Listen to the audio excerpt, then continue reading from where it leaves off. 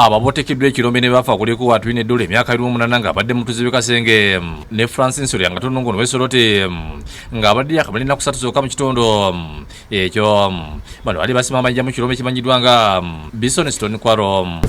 Ennaku nnyingi nyo kakeredde ntiisa mikwano gyaffe babiri ekiseera kino tuli mu bajjayo naye mu ssaawa ng'emu tujja kuba tubatuusizza ku lukalu. Kino kikozesa abantu nga 300 n'okusobamu era nga bava ku byalo eby'enjawulo e Kasenge, bava e Nakirama, Kimbejja, Naggalabi ne Nakasozi. James Kibirige Ssentebe Maggwa ategeeza ntofunya muligana agennako asukkiddemu nabira okugenda mu kifo kino wabula abalwadde bafudde dda. Nga bw'omanyi embeera ndowooza abadde bazze kunoonya ku muwogo embeera eno bwe bakwatidde bwetyo. Ono asabye abantu abakulira mu birombe okwegendereza ennyo naddala mu biseera bino ebyenkuba kuba bya bulabe nnyo.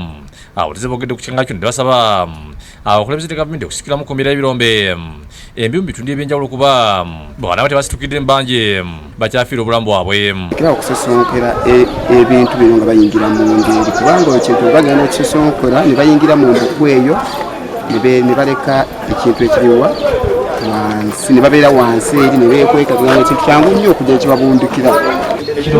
Ekirombe kyo kibi kyetaaga kuziika naye ate bwe kiziikibwa abantu bagenda kuba tebalina mirimu.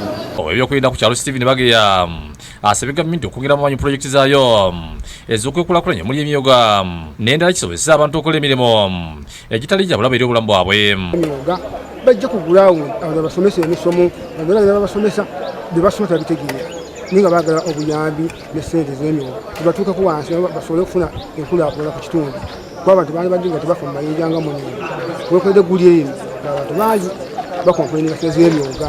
Babateze bakoze beteesaga okulanga bajja emirambo y'abannaabwe olwo beegatiddwako abasirikale b'ekitongole ekizikiza omuliro okutusa ne bagijjaeyo ne gitwalibwa mu ggwanika emulago okwongera okwekebejjebwa. Download the app on App Store or Google Play Store now. Vision Digital Experience, the future of media.